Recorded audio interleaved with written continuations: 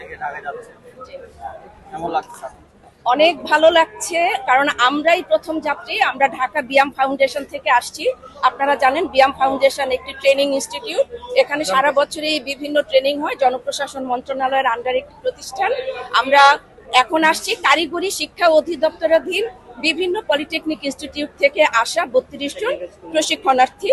তারা বিয়াম ফাউন্ডেশনের ট্রেনিং আসছে এবং তাদেরকে নিয়ে আমরা শিক্ষা সফরে এসেছি কক্সবাজার।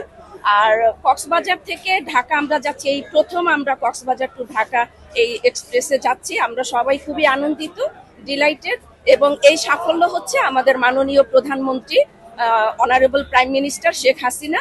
তার উত্তরোত্তর সাফল্য কামনা করছি।